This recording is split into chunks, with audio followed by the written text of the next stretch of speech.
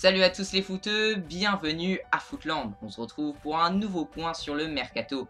Allez, c'est parti pour les toutes dernières infos sur le marché des transferts.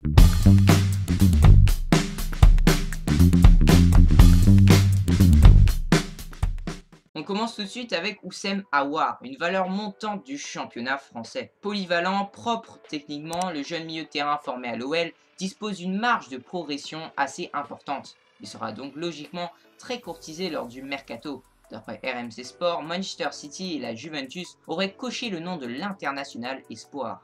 En effet, depuis la double confrontation entre Lyon et Manchester City l'année dernière en Ligue des Champions, Pep Guardiola est un grand fan du joueur et le suit attentivement. Il a également impressionné le staff de la Juventus lors du match aller des huitièmes de finale en Ligue des Champions. Le club réfléchirait donc très sérieusement à faire une offre dès cet été. Mais ce ne sont pas les deux seuls clubs intéressés par le joueur. Le PSG a aussi Aouar sur ses tablettes. L'année dernière, Jean-Michel Aulas n'était pas contre le fait de vendre un de ses joueurs au club de la capitale lorsqu'il s'agissait de Tanguy Ndombele. En revanche, pour Aouar, c'est différent. Il a expliqué lors d'un entretien à OLTV qu'il aimerait le conserver au moins une année de plus. C'est un des grands talents de l'effectif, la décision des joueurs est primordiale. Oussem n'a pas manifesté pour l'instant le désir de partir.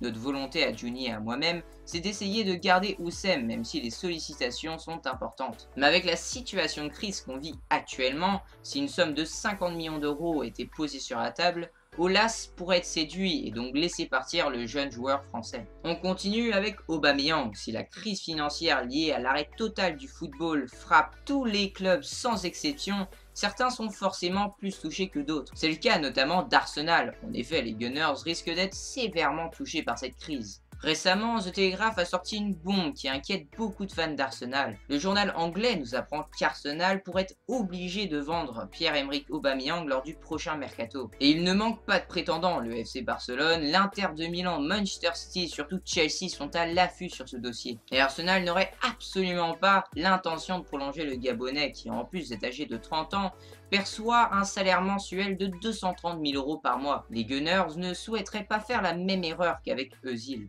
Affaire à suivre donc, mais du côté de Chelsea où l'arrivée d'un numéro 9 est une priorité pour Lampard, on peut avoir le sourire. En tout cas, je suis à peu près sûr que l'un des deux attaquants vedettes d'Arsenal, Pierre-Emerick Aubameyang ou Alexandre Lacazette, va partir dès cet été pour renflouer les caisses du club de Londres. Joueur suivant, Timo Werner. Arrivé à Leipzig en 2016 pour un montant estimé à 10 millions d'euros, il est ensuite devenu la figure de proue du projet Red Bull.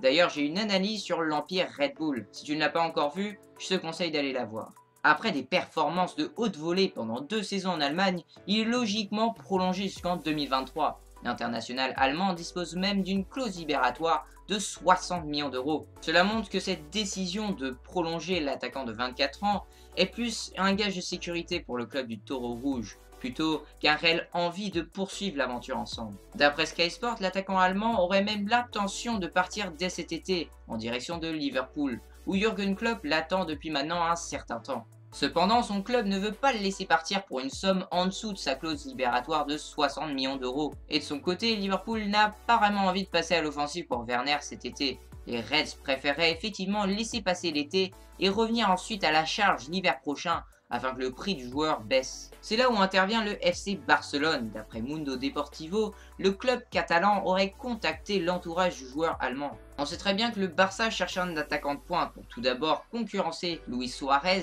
et ensuite prendre sa place quand l'Uruguayen partira à la retraite. Et Timo Werner pourrait être une solution de recours pour les Catalans si la piste de Lautaro Martinez n'aboutissait pas. Alors qui du Barça ou de Liverpool va récupérer Timo Werner? Personnellement, je trouve que Liverpool est un peu le club idéal pour Timo Werner. Au RB Leipzig, il a l'habitude de presser haut, donc il va facilement s'acclimater à la philosophie de jeu des Reds. Et en plus, je trouve que le club arrive très bien à faire progresser les jeunes. C'est le cas notamment de Sadio Mané et de Mohamed Salah qui sont devenus de vraies stars grâce à ce club. Et bien sûr, Liverpool a un coach incroyable qui s'appelle Jürgen Klopp. Bref, j'irai à Liverpool à la place de Werner. Mais on pourrait se poser une autre question. Est-ce que Werner est une bonne recrue pour Liverpool? Dites-moi dans les commentaires ce que vous en pensez. On enchaîne avec Coutinho qui décidément a beaucoup de mal à convaincre depuis son départ de Liverpool. Petite parenthèse, on est d'accord qu'il a un énorme karma. Il part de Liverpool jusqu'en les Reds explosent à la fois en Première Ligue et en Ligue des Champions. Je suis sûr l'année d'après son départ du Bayern de Munich, le Bayern va gagner la Ligue des Champions. Et justement, il est très peu probable que le Bayern paye la clause libératoire de Coutinho, qui est seulement de 120 millions d'euros. En même temps, ça se comprend. Coutinho, c'est certes un excellent joueur, mais il ne vaut pas 120 millions d'euros. Ça me fait penser un peu à Koulibaly. Il est estimé à 100 millions d'euros par Naples. C'est de la folie, arrêtez de surestimer les joueurs, c'est fou. Toujours sous contrat avec les Blaugrana jusqu'en 2023, le Brésilien serait pisté par Chelsea. Et ce serait une très belle opportunité pour se relancer. Cependant, le club londonien a déjà officialisé l'arrivée de Ziyech, qui joue à peu près au même poste que Coutinho. Donc je vois pas l'intérêt que peut avoir le club dans cette affaire. Par ailleurs, Tottenham, toujours en quête d'un successeur à Eriksen, le suivrait aussi de très près. Mais le Brésilien ne devrait pas quitter le club catalan contre une somme inférieure à 90 millions d'euros. Bref, de toute façon, s'il part pour cette somme, ce sera qu'une maigre consolation, parce que le Barça, ils ont quand même mis 160 millions d'euros en janvier 2018. Liverpool peut s'en frotter les mains. Enfin, on termine avec Adam Marusic. Tout le monde le sait, cet été, l'une des priorités du mercato du PSG sera de recruter des latéraux. En effet, Thomas Meunier et Layvin Kurzawa sont en fin de contrat cet été. Pour les remplacer, un nom revient souvent ces derniers jours, celui d'Adam Marusic, le latéral droit de la Lazio Rome. Selon la Gazzetta dello Sport, son club ne s'opposera pas à son départ. Pour être honnête, je ne connaissais absolument pas ce joueur, donc je suis allé un petit peu m'enseigner sur lui sur Transfermarkt. J'arrive sur son profil et je vois que sa valeur marchande est seulement de 5,5 millions d'euros. Ça commence très mal. Et en plus, je vois qu'il a 27 ans. C'est pas si jeune que ça. Et quand tu regardes la progression de sa valeur marchande, tu peux voir que sa valeur marchande n'a fait que baisser depuis décembre 2018. Donc c'est mauvais signe. Et on parle de 20 millions d'euros. Après, je me suis dit qu'il est peut-être titulaire à la Lazio Rome. Mais ce n'est même pas le cas, il est titulaire qu'un tiers du temps. Donc c'est normal que la Lazio Rome ne s'opposera pas à son départ si le PSG met 20 millions d'euros sur la table. Alors les gars, je vous le dis tout de suite, soit c'est une grosse douille, soit il va arriver au PSG en tant que remplaçant et Leonardo a déjà prévu un autre joueur bien plus fort à ce poste. En tout cas, s'il te plaît Leonardo, on n'a pas besoin de ce joueur, encore moins pour 20 millions d'euros.